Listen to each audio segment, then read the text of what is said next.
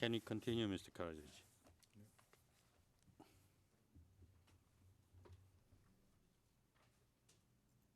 Yes, Excellencies, I just have some, there is a new program and I am confused, but. Very well, then we can continue. Yes, Mr. Tigo.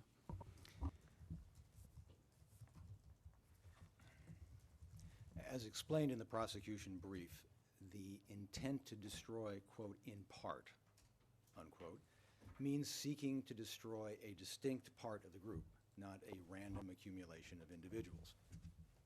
And in addition to being distinct, the part must be substantial, significant enough to have an impact on the whole. Now, impact on the whole refers to such things as demonstrating the, quote, vulnerability and defensivelessness, unquote, of the overall group. This impact, in turn, can be amplified by the, quote, emblematic, unquote, or strategic nature of the part. Although whether the group is substantial will vary according to the particular circumstances of each individual case, our jurisprudence has identified some non-exhaustive factors, including the numeric size of the part and its relative significance as gauged, as I mentioned, by such matters as its emblematic or strategic nature. In this case, the targeted Muslim and Croat communities within the municipalities specified in Count 1 were distinct entities with a centuries-long presence, a specific culture, connected histories, attachments, and identities. Now, as for numbers, as we know from the Karadžić appeal regarding the approximately 40,000 Muslims in Srebrenica, coupled with its emblematic and strategic significance, was sufficient to render it a substantial part of the Bosnian Muslim group.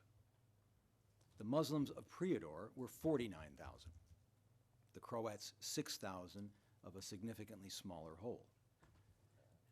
As we noted in our brief, even before the assessment of the emblematic nature, the numbers such as this cannot be easily dismissed when the same ratio of part to group as a whole is applied to larger groups. It translates to shocking numbers that could not possibly be dismissed as insufficient if that part was destroyed. In the US, it translates to New York City. In the United Kingdom, it translates to Birmingham and Glasgow. No one could suggest that their destruction would not serve as, quote, a potent example, unquote, of the overall group's vulnerability, especially if other parts of the group were simultaneously attacked. Just, Mr. Tiga, I would hate to intervene, but you referred to demonstrating the vulnerability and defenselessness. Could you expand on that? What exactly it means? Or could you give me such example which demonstrate the vulnerability and defenselessness? Well, in simple terms. By way of the definition, I think the best example comes from the source of the citation, which is the Karadžić appeal, and the impact, I think the still reverberating impact on the community as a whole that results from the destruction of a community such as this.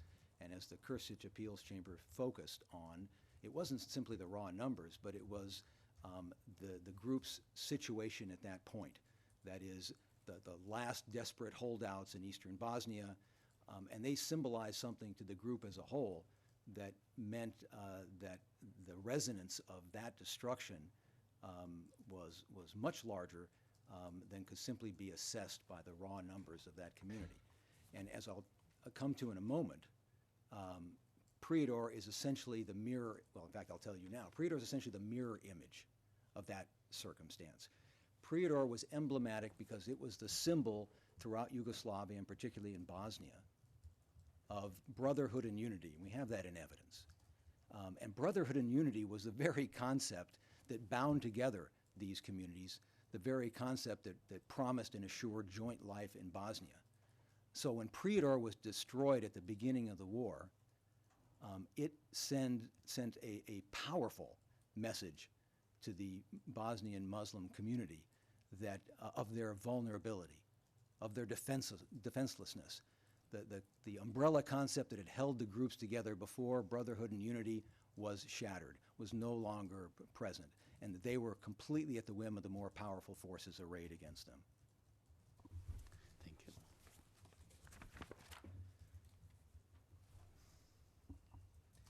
I might add, Mr. President, that you'll be reviewing municipality summaries and will find within them the particular strategic and emblematic nature of the other communities specified in Count 1, and will also be aware that the impact of their destruction was magnified by the simultaneous attacks in other parts of the community. I want to reaffirm the principles that I've outlined by taking the court back to the origins of the legal concept of genocide, to the words of the man who first conceptualized and named the crime of genocide. As Raphael Lemkin stated, quote, "Generally speaking, genocide does not necessarily mean the immediate destruction of a nation, except when accomplished by mass killings of all members of a nation. It is intended rather to signify a coordinated plan of different actions aimed at the destruction of essential foundations of the life of national groups, with the aim of annihilating the groups themselves," unquote. Lemkin made clear precisely what is embodied in our statute and our jurisprudence, that genocide may be accomplished in ways other than killing its members, and also that the essence of genocide is the destruction of the foundations of life for the group, not the death of its individual members, although that is clearly one method, but just one method, of destroying the group's foundations. Once again, Yes. Mr. Tiga, you are being requested to slow down by the interpreter. Please bear that in mind. Please. This position is embodied in our jurisprudence and has been from its inception. The chamber of this tribunal adjudicating the Rule 61 proceedings against Dr. Karadžić made that clear, referring to evidence of destructive acts targeting the foundations of the group, and concluding in words echoing Lemkin, quote, "This intent derives from the combined effect of speeches or projects laying the groundwork for and justifying the acts, from the massive scale of their destructive effect and from their specific nature, which aims at undermining what is considered to be the foundation of the group." And that's the Rule 61 decision at page 53, paragraph 95. This principle, as I underscored earlier, has found continuing expression in the case law, which affirms the relevance of an intent to destroy the essential characteristics of the group, such as family structures, relations between group members, property and religious symbols, and the capacity of the group to reconstitute itself. Thus, the prosecution seeks no expansion or broadening of the law on genocide. We seek only the application of the statute and the jurisprudence of this tribunal, which are intended to provide a measure of justice for communities that have been targeted for destruction, and a measure of protection for those that might in future.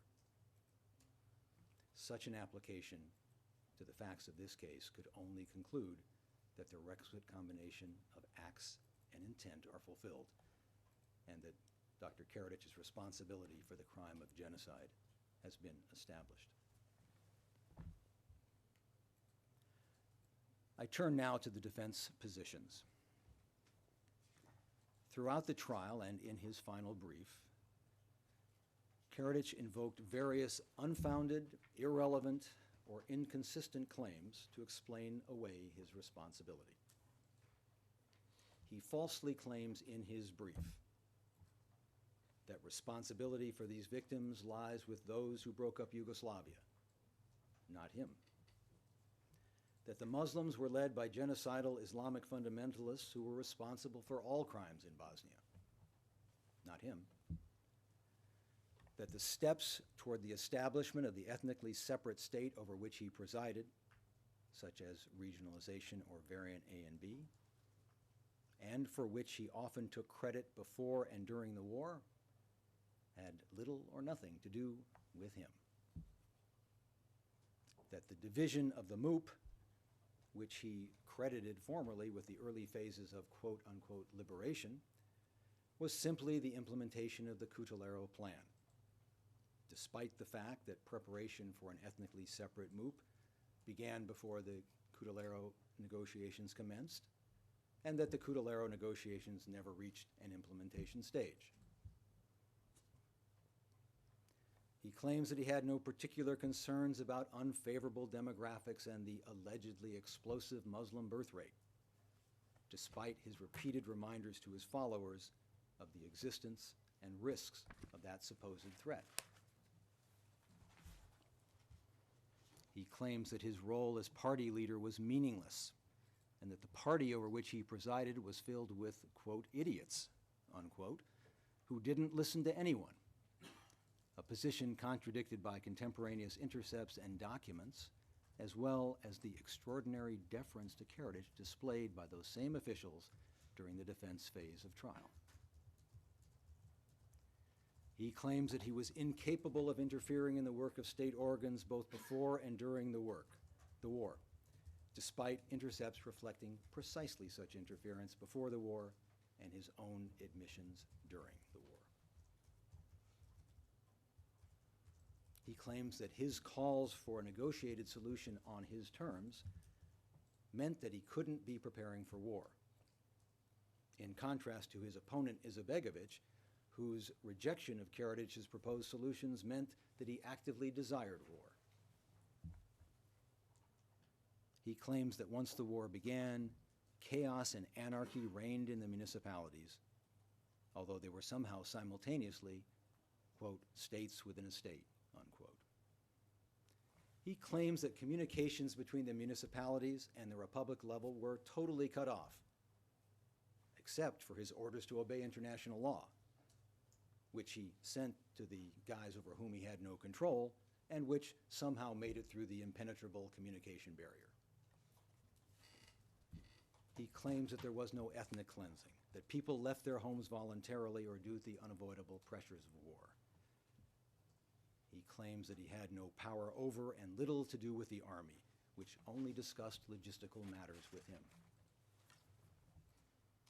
He claims that civilians were not held in detention facilities and were not mistreated, and he was not informed that civilians were being held or mistreated. And he claims that whenever he found out about any problem, it was immediately investigated. These assertions, one after another, are false. Although ostensibly supported by evidence, his citations mischaracterize that evidence, or cite to evidence that actually contradicts his assertions, have nothing to do with the proposition cited, or support only the most innocuous aspect of a complex proposition, or otherwise do not support the proposition. And many of them are grounded on testimony which lacks credibility. The prosecution has provided credibility charts on most, indeed nearly all, of the defense witnesses, prompted in part by the pattern of witnesses taking positions that were clearly exposed as false by contemporaneous documents, by the weight of the evidence, by demonstrations of bias, or even by simple common sense. The chamber will be reviewing those charts. For now, it's instructive to remind you of just a small sample of the defense testimony. For example, Mr. Karadžić, who in an effort to distance himself from evidence about what he'd done, insisted he was never called Momo, despite all evidence to the contrary, including that the defense knew him and listed him as Momo Karadžić. Or Milos Milinčić, who proudly claimed that his entire witness statement was his own words. And when confronted by the fact that his praise of Karadžić repeated verbatim what was in an earlier witness's statement, then claimed that the, quote, author of this text must have provided his own wording. or Nikola Mijatovic, who claimed that modified air bomb trajectories were, quote, predetermined and could be controlled. And when then asked if that meant that the civilian house demolished in G10 was the intended target of the air bomb launched by the Ilija Brigade, said, quote, no house was destroyed in that area. It's an enemy lie, unquote. Or Slobodan Avlijaš, who asserted that central authorities had no communication with Foča until December 1992, despite a visit in June 1992 by members of a working group of which he was part. Or Božidar Vučerović, who claimed that no Muslim property was destroyed in Trebinje. Confronted with an earlier admission that the mosques of Trebinje had been destroyed, he then said, well, it was the army. Or Srđo Srđić, who denied all knowledge of A and B despite his presence at 5 separate meetings where it was discussed. Or Svetozar Stanić, the municipality leader who claimed he never knew the bunker was used as a detention facility in his municipality. And shortly afterward, Avlijaš explained how he and Stanić stood within feet of the bunker, as close as this witness box is to the door of the courtroom. The bunker, a place so horrific, as Avlijaš explained, that he felt horror still 20 years later. And finally, Momčilo Krajišnik, who is relied upon in the brief for a vast number of propositions, and who said he attended a few meetings with Mladić, while the Mladić notebook reflects more than 30 meetings in 1992 alone. Who claimed that he didn't know what tasks the Army was assigned, but who was shown to be present and active in meetings at which Karadžić assigned the Army tasks, which were then incorporated into directives. Who said he never spoke to Mladić about the strategic goals, but who, with Karadžić, explicitly outlined those goals to Mladić in 2 separate meetings in the week before the strategic goals were announced.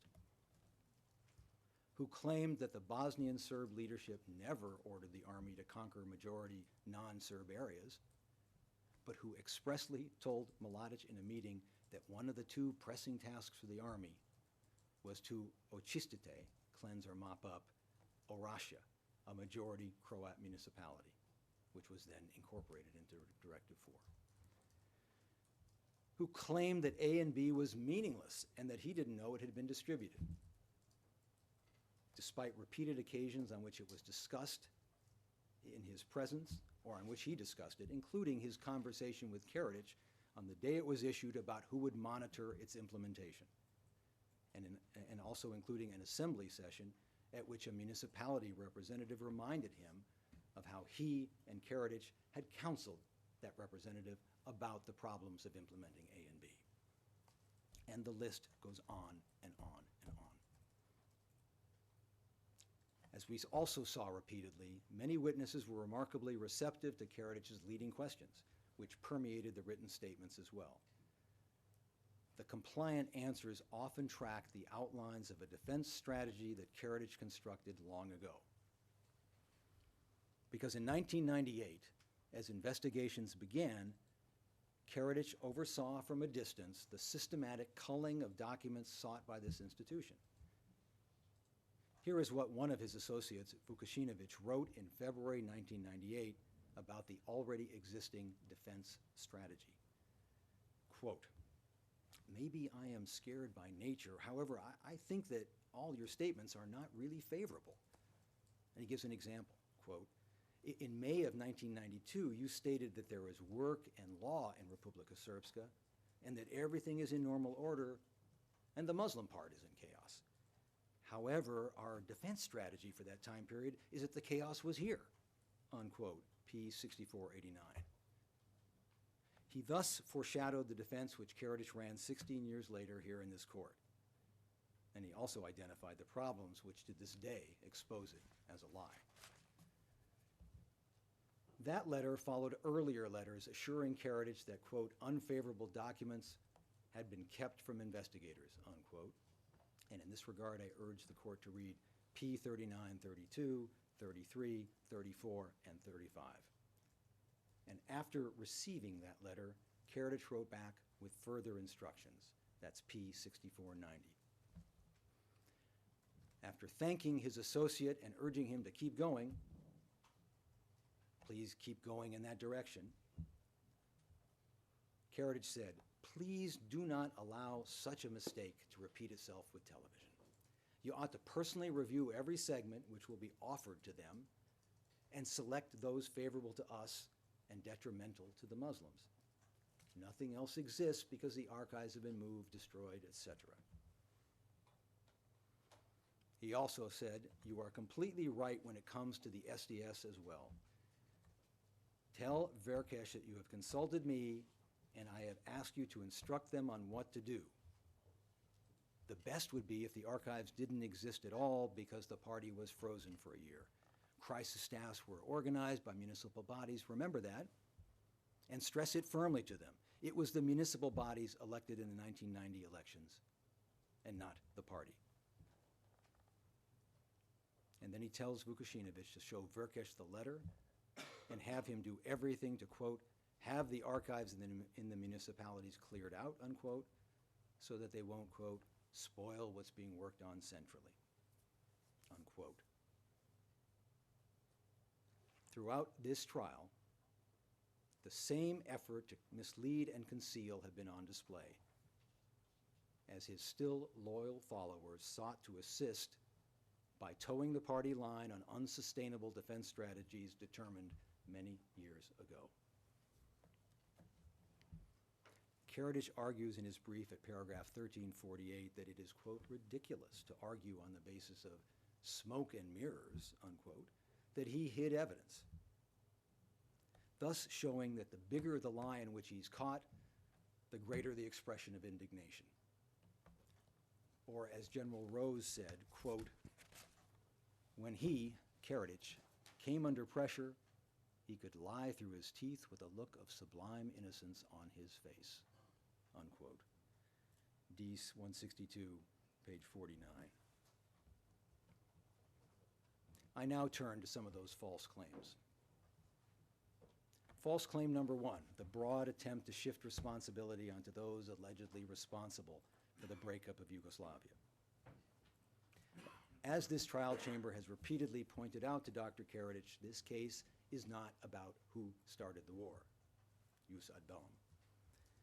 Nevertheless, this claim by Dr. Karadžić is instructive because it reflects the position that the breakup of Yugoslavia would be met with destructive force in Bosnia.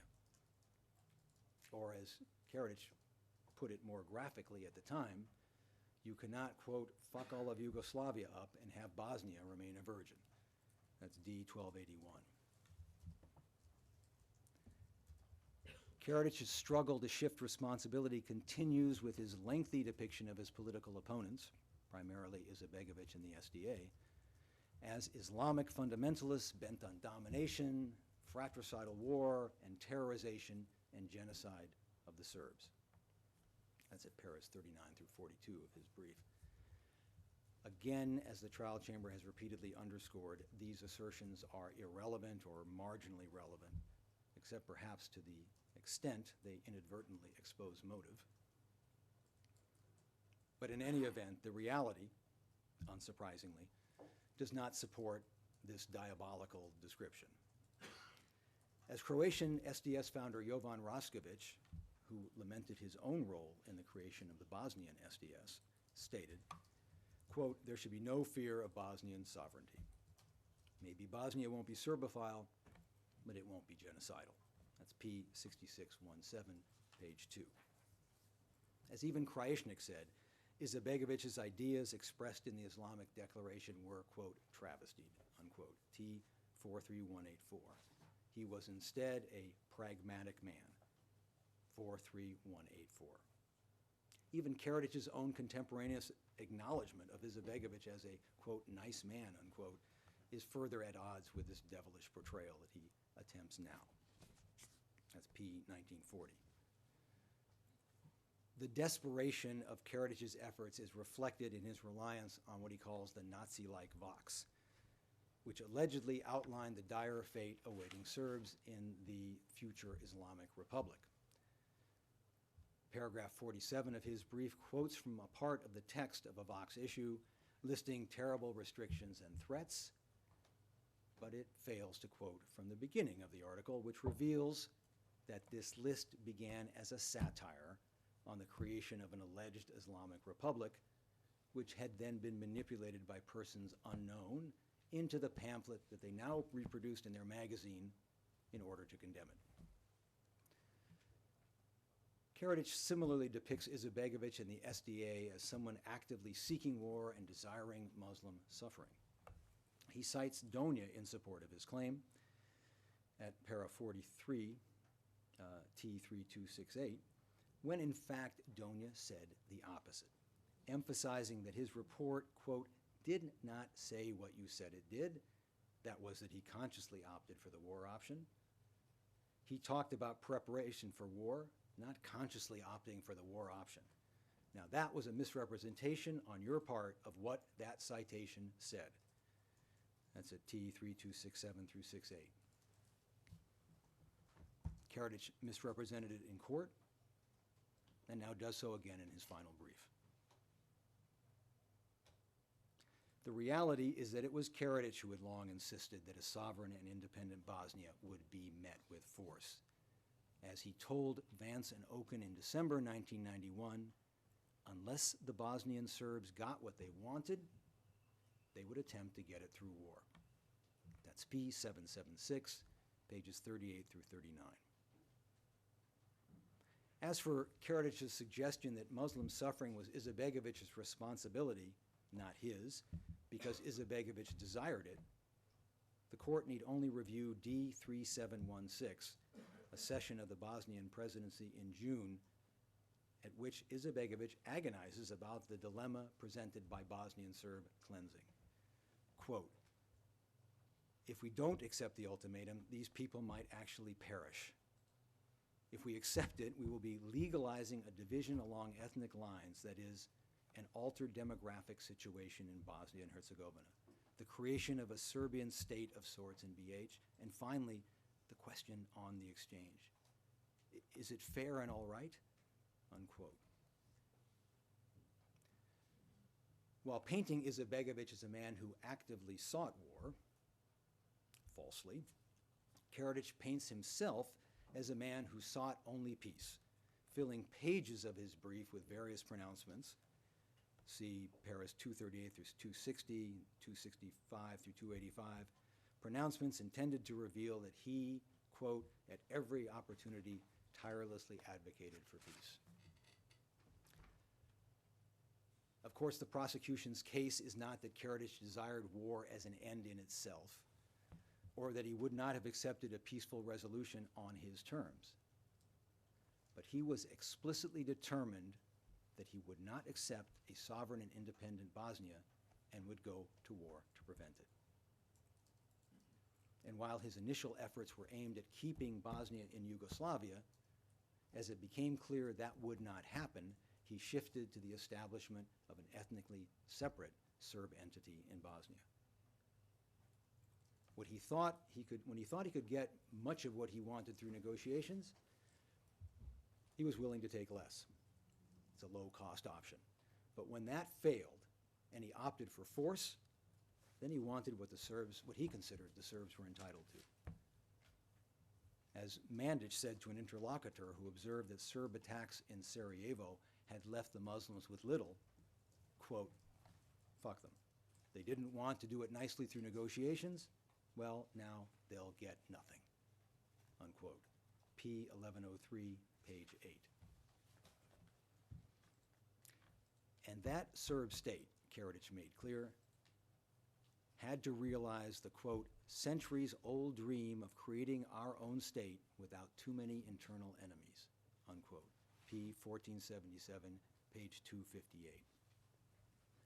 As he explained at the first session of the separate Serb assembly, quote, this is a step with which the Serbian people are breaking the last illusions, recognizing their enemies and rounding up their being in such a way that they can never be attacked again from inside. P1343, page 58. When the strategic goals were announced, Karadžić explained that this meant, quote, separation from those who are our enemies and who have used every opportunity, especially in this century, to attack us, and who would continue with such practices if we were to stay together in the same state, unquote. Page 956, P956, page 9.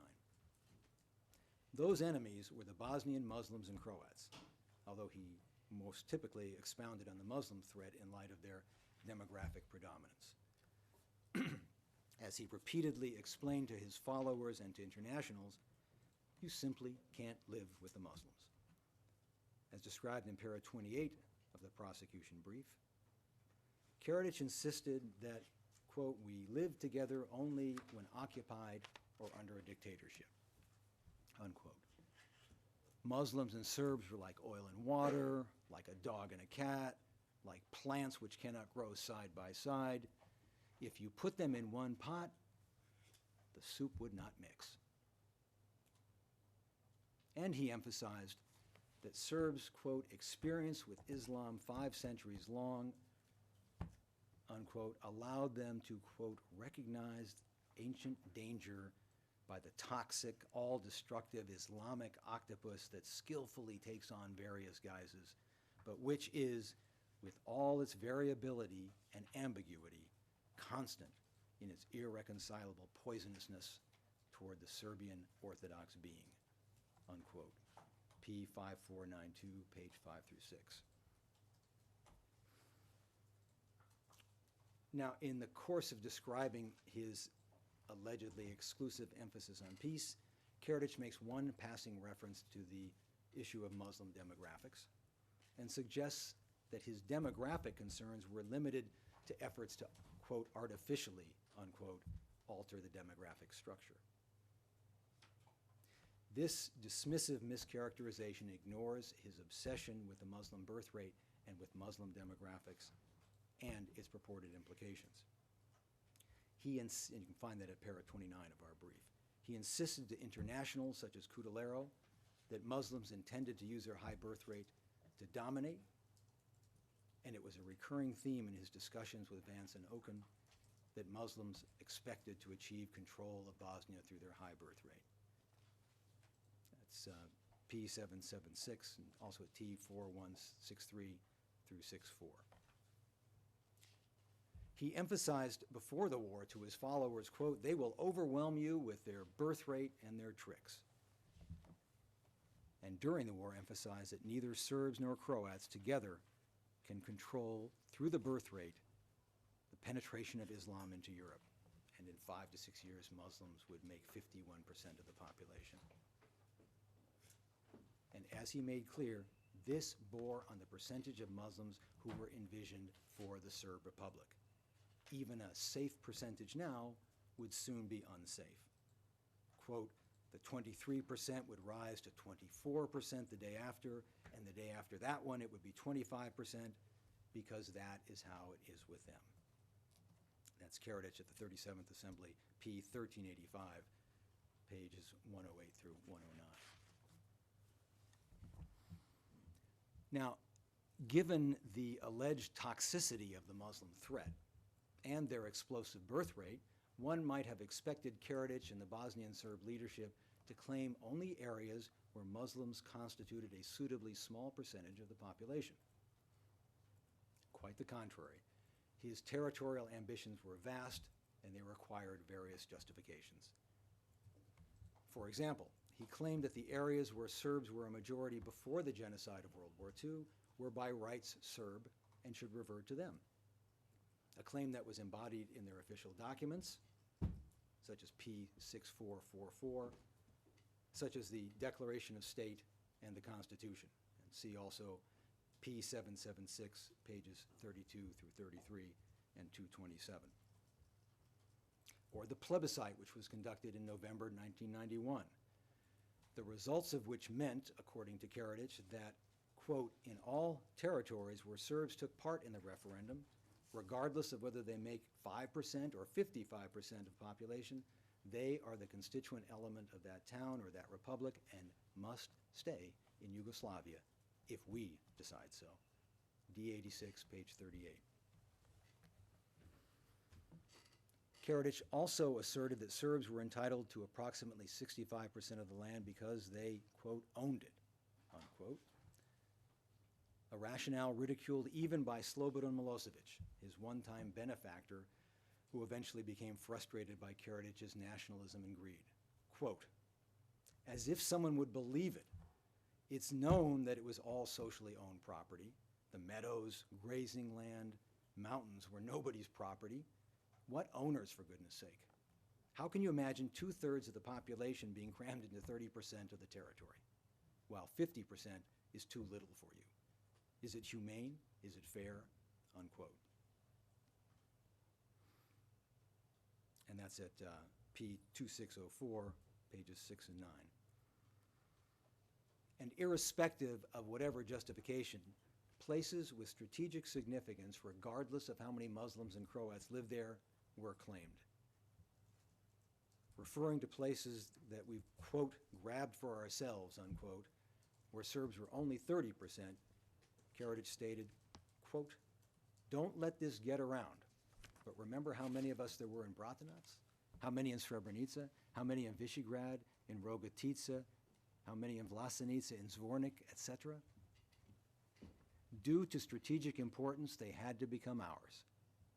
And no one is practically questioning it anymore. P988, pages 68 through 69.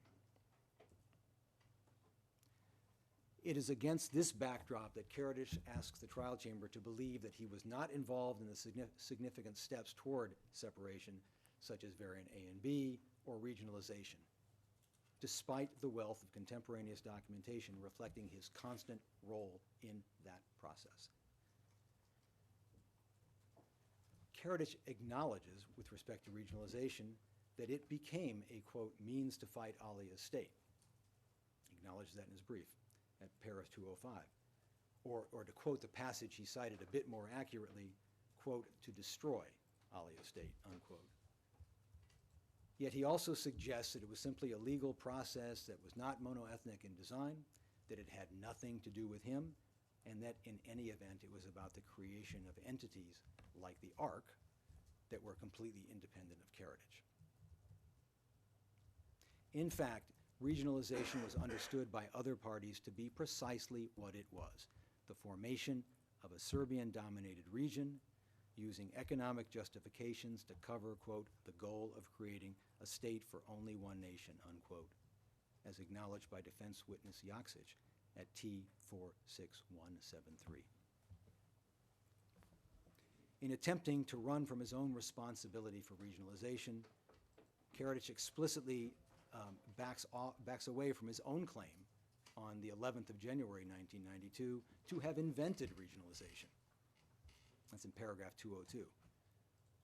This attempt to distance himself from his own words on that occasion is undermined by the fact that Karadžić repeatedly acknowledged that he was responsible for creating regionalization. You find that at para 112 of the prosecution's brief. In fact, regionalization was one of the steps that Karadžić explained he had lined up to implement at what he considered the appropriate moment. Quote, we had a list of the actions and steps to take, but we always waited for the Muslims to make a mistake. And after they made one, we created a union of municipalities and the Serbian autonomous areas next, followed by the regions, and eventually our assembly, and finally republic. P953, page 3. As for variant A and B, Karadžić called an array of witnesses who denied knowledge of the existence or significance of variant A and B. And these included his closest confidant, Krajišnik, whose dissembling about A and B I've already mentioned. Other witnesses fared just as poorly in the face of the extensive documentation from the municipalities about the role and implementation of A and B. But their testimony was consistent with his false claim in opening that variant A and B was not created, discussed, or adopted within the SDS. That's at T942 through 43, which in turn was consistent with the false defense that he instructed Vukašinović to disseminate to municipal authorities in 1998. Quote, stress it firmly to them that crisis staffs were organized by municipal bodies and that it was municipal bodies elected in the 1990 elections and not the party. Remember that, unquote, P 6490.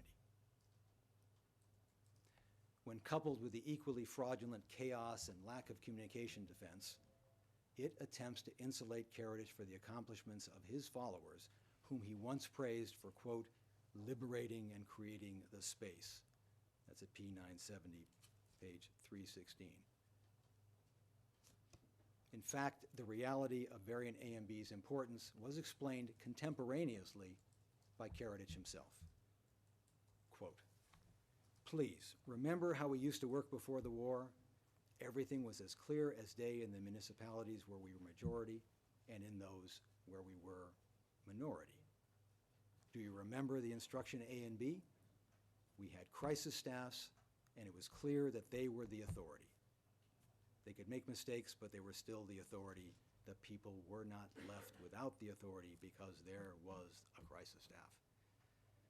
That's P 1403, page 347. Now, Karadžić argues in his brief that crisis staffs were formed because there was a crisis and no government. That's para 964 of his brief. In tandem with that, he argues that there were no laws in place. That's at paras 403 through 410. Again, this is another reflection of the false defense that he first disseminated in 1998, that crisis staffs were only established by the government after the war had begun. Contrary to Karadžić's claim, at the time crisis staffs were established pursuant to variant A and B, the system had not, quote, collapsed with, quote, no organized system in place. But at that time, there was a concern among the Bosnian Serb leadership that Bosnia would become independent. And that's reflected in the preamble to variant A and B. Accordingly, Karadžić took steps to establish the bodies that would effect ethnic separation in Bosnia. Those bodies were headed by his officials, whose capacities to implement ethnic separation were monitored by him and by his emissaries such as Čizmović. See paragraph 130 of our brief. As Karadžić declared in February 1992, referring in that instance to the Krajina, there was not a single municipality which was not following his, quote, political line, unquote. D88, page 44. In short, as Kupreshinin put it in 2001, there was a chain of command from the municipality presidents to Karadžić. P 6510, page 7. And when necessary, Karadžić intervened to protect the positions of his favored men or to promote them over less devoted politicians, as he did in Ilija, Novo Sarajevo, and Trebinje. And he actively monitored the composition of local authorities in the other municipalities. See P 3200, page 3, or P 5783, page 2. Karadžić made clear, quote, whoever makes a mistake, I will suspend him and throw him out of the party. I don't give a fuck, unquote. And, quote, with one stroke of the pen, I will finish them, unquote. P 2556.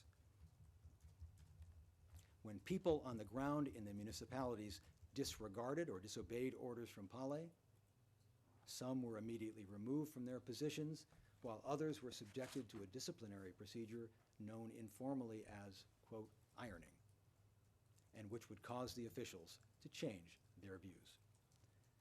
That's P1, pages 93 through 94.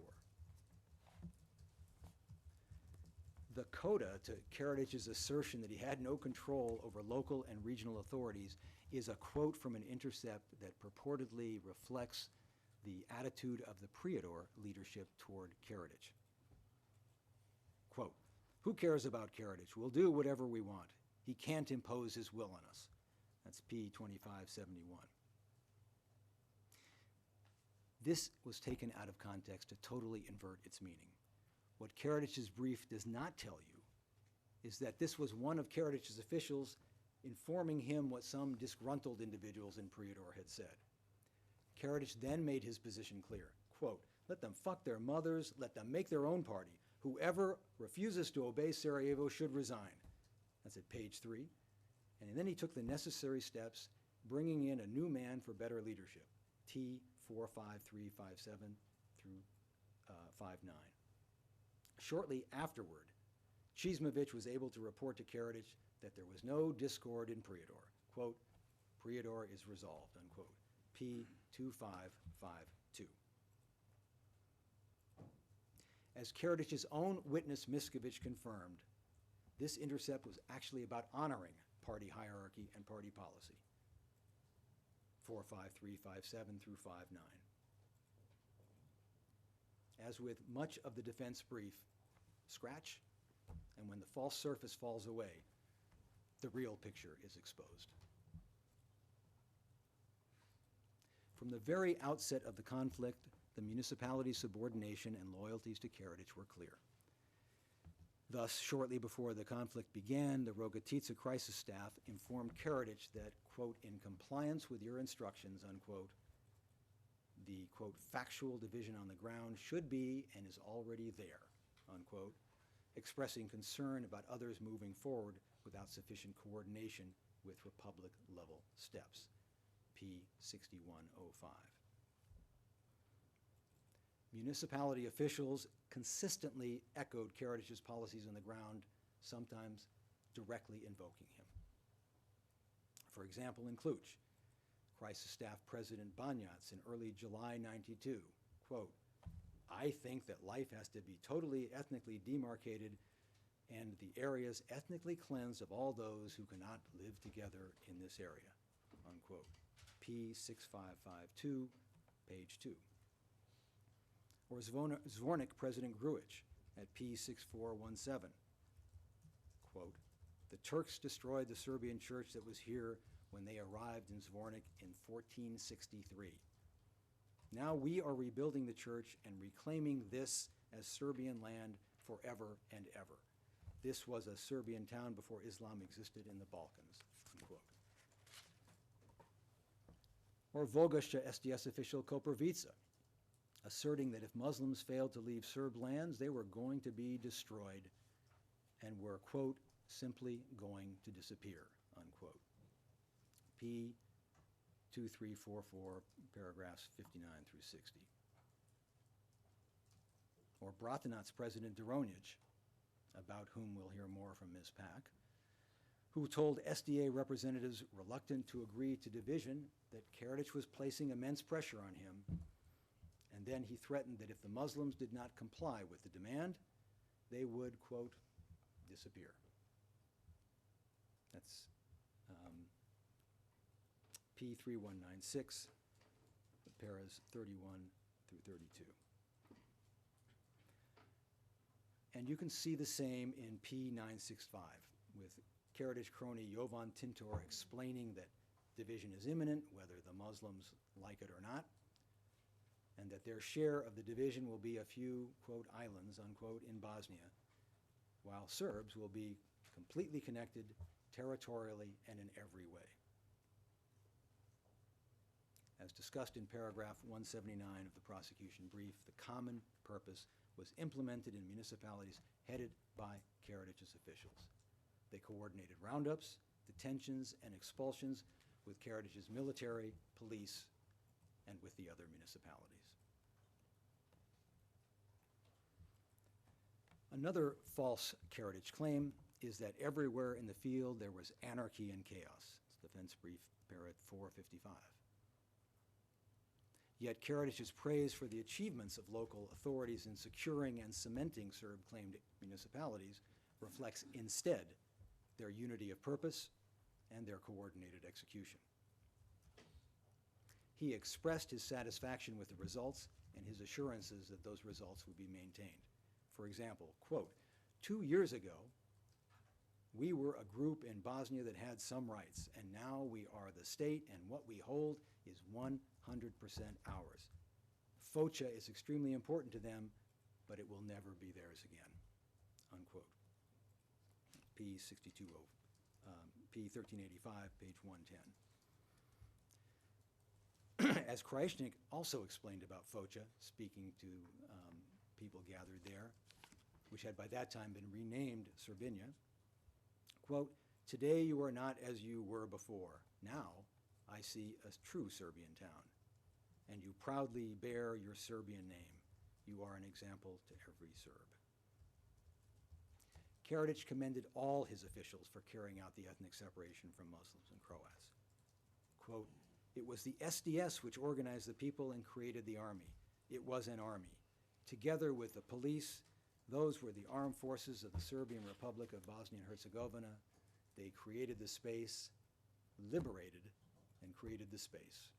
P. 970, pages 323 through 324. Beyond these acknowledgments that local officials achieved his objectives, the extensive documentation, that is, decisions, conclusions, reports, produced by the municipalities during that time, at least those which remained available for discovery, are also incompatible with a state of anarchy. And for that, you need only review the municipality summaries to see the wealth of documentation produced.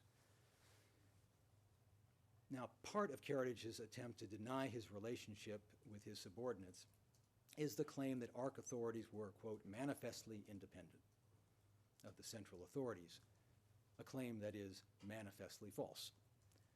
The ARC was run by longtime Karadžić loyalists, like the, quote, "obedient," unquote, Brzanin, who obsequiously told Karadžić that Karadžić had 300% popularity and was so reliant for Karadžić's instructions on, quote, "every trivial matter," that Karadžić chastised him, "I'm not your nanny." See P2, page 61, D85, and P2549. Any disputes between the ARC and the central leadership related to the timing and tactics of the creation of an ethnically Serb state, D277, P5619, rather than their overall shared goal, as evidenced by the very effective implementation of the common plan in the ARC. And see our brief at paragraphs 312 through 321. As described at paragraphs 309 through 310 of our brief, Karadžić swiftly and decisively quelled the move toward a Krajina state in February 1992. As defense witness Dodik stated, Karadžić, quote, "came to Banja Luka to discipline the Banja Luka organization, and after that, the organization came under the direct control of the top leadership in Pale," unquote, T36888 through 89. In Karadžić's words, in the context of imposing party policy on Prijedor, quote, "This is a party which has its top and its bottom, and nobody will fuck about under our name," unquote, P2571. Karadžić's undisputed authority is summed up by Kupreshinen's statement to Kukanjac in April 1992 that, quote, "We are waiting for Karadžić to return from Europe and tell us what we are to do next. Whatever he tells us, we will do. We have our commander. It is that man. We must obey him." P987, page 2. The prosecution brief details the functioning communications with the ARC implementation of Republic-level policy and decisions, and the implementation of the common criminal plan in the ARC at 312 through 321 and 506 through 509. The ARC was not a state within a state. And contrary to the defense claims at paragraphs 1161 through 1165 of their brief, municipal crisis staffs were subordinated to the ARC crisis staff. In Brzanin's words, quote, "everything in the ARC is done at crisis staff level," unquote. The defense points to Prijedor as an example of a municipality over which the ARC purportedly had no control. But Prijedor crisis staff implementation of Republic and ARC level decisions on mobilization, disarmament, dismissals of non-Serbs, and resettlement prove otherwise. See 314 through 320 of our brief. The ARC leadership worked together with Republic leadership in the implementation of the common plan. At a meeting on June 2nd, 1992, between Karadžić, Mladić, and members of the ARC civilian and military leadership, Brezhanin informed Karadžić and Mladić of, quote, problem of the Krajina, 14,500 Muslims, and asked for a position at the highest level regarding prisoners and refugees. P. 1478, pages 55 through 56. The defense untenably claims that this request was, quote, because too many people who participated in the war were not familiar with the Geneva Conventions, unquote. That's paragraph 1150. Brezhanin was seeking republic-level instructions, not booklets containing the law. That is made even plainer by the fact that the defense acknowledged that the 14,500 Muslims were prisoners about whom Brezhanin sought a position, which amounts to a defense admission that Brezhanin lied in court when he denied, risibly, that this number meant the percentage of Muslims in Banja Luka at the start of the war, T 43713 through 14. The absurdity of the Geneva Convention's claim lies also in the systematic flouting of those conventions by the civilian and military authorities in the ARC for months after this discussion. Equally, the defense contention that it is clear that Brezhanin was referring to prisoners of war ignores the wealth of contemporaneous documents and multiple defense witness admissions that civilians were detained en masse in the ARC. And see prosecution brief para 194, P 3720, 3746, 3723, KW 609, D 4246 at 178 through pages 178 through 180, or Stockage at T 45238 through 9. Detained en masse to the great satisfaction of ARC officials, when on the 15th of July, 1992, the ARC crisis staff, including Juplin and Brezhanin, toured Priedor's collection centers, as they called them, Brezhanin publicly praised the authorities for, quote, a job well done. That's P11, page 2. ARC policy on the expulsion of Muslims also reflected republic-level policy, beginning with the fact that Karadžić entrusted power in the ARC to Brezhanin, whose extremist positions were widely known and who could therefore be entrusted to implement the common purpose. As described in paragraph 319 of our brief, at a 7 June sub-regional meeting of ARC municipalities, the common understanding that, quote, Muslims and Croats should move out of our municipalities until a level is reached where Serbian authority can be maintained, and that this should be implemented on its own territory in each of the municipalities. This was acknowledged, and a demand for the immediate establishment of a pathway through which the Muslims and Croats could be expelled. That conclusion was sent to the RS leadership and the ARC crisis staff. And contrary to the defense claim that on 8 June 1992, the ARC crisis staff, quote, rejected the sub-regional request for Muslims and Croats to leave because this was contrary to our policy, unquote, the minutes of the next sub-regional intermunicipality meeting record that, quote, most of our suggestions have been accepted and became part of the official position of the crisis staff at the meeting held on 8 June 1992. That's P6437, page 2. And sure enough, the ARC crisis staff's next step was to establish an agency, quote unquote, for population resettlement with, quote, one representative to deal with the matters of relocation and exchange of population and prisoners, unquote, from each municipality. P2606 and P2732. When we return, Mr. President, I'll turn to the other organs.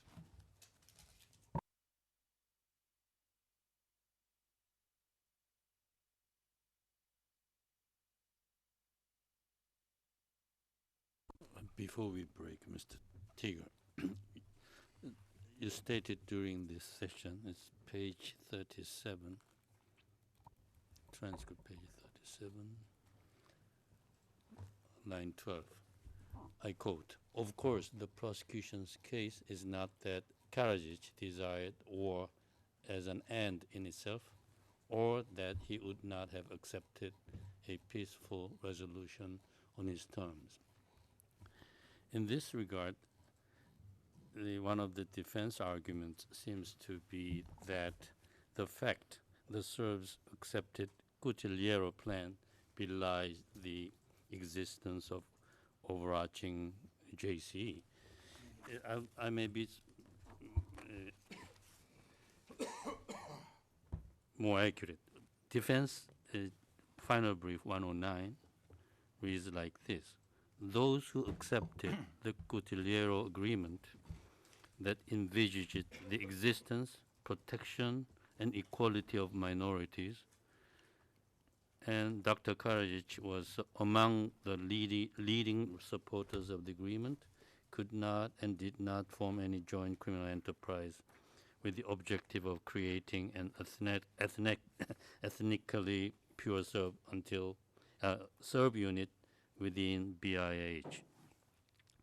I wonder whether the prosecution addressed this issue in its final brief sufficiently. Well, I don't know what would be considered sufficient, Your Honor, but let me say two quick things about that, if I may. First of all, as the court is aware, the evidence is clear that the Kutiljevo plan there was never an agreement on the Kutiljevo plan, merely an agreement in principle. And when that agreement in principle was reached on March 18th, Karadžić said to his assembly, we never, never, never, and I'm quoting those words verbatim, would have accepted this document as it is. It was basically a foothold for further steps, but it didn't come anywhere near the critical question which was where was there to be, where was this agreement in principle to start talking about the possibility of separate areas which would not be based purely on ethnicity, but on a number of factors. Where were they to be?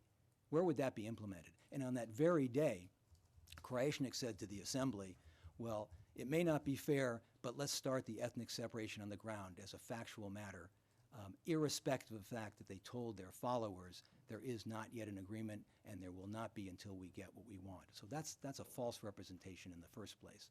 And secondly, insofar as the agreement may have anticipated, as the internationals, of course, would have demanded, provisions for appropriate treatment of minorities, for free movement, Karadžić made clear during and after the cleansing took place how such provisions would be frustrated. And in fact, I'll be dealing with similar claims, that is his claims to be protecting the Muslim community, or his orders to purportedly do so in the context of what actually happened, the massive ethnic cleansing of Muslim areas. So is it your case that Mr. Karadžić was not genuine when signing the Kutiljevo plan? Mr. President, the Kutiljevo plan was only an agreement in principle. First of all, it wasn't signed, and he says so at the March 18th, 1992 Bosnian Serb Assembly session himself. He emphasizes that. What it was a pretext at that point for the initiation of de facto separation on the ground. So he never put to the test on the Kutiljevo plan. And by the way, you can also see at the Coordination Council meeting on January 21st, 1993, what was to happen at certain points. And that's when Jovanović tells Karadžić, look, that's enough ethnic cleansing, we're fine where we are.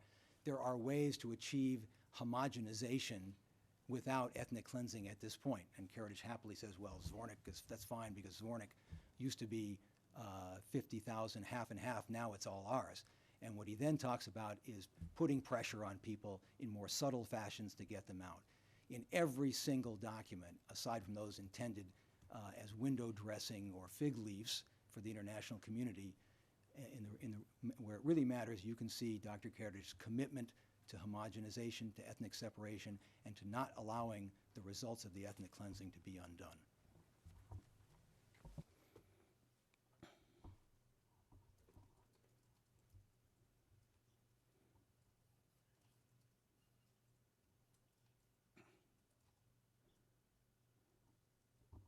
Thank you. We'll have a break for 20 minutes and resume at 10 to 12. All rise. Feu vous levez.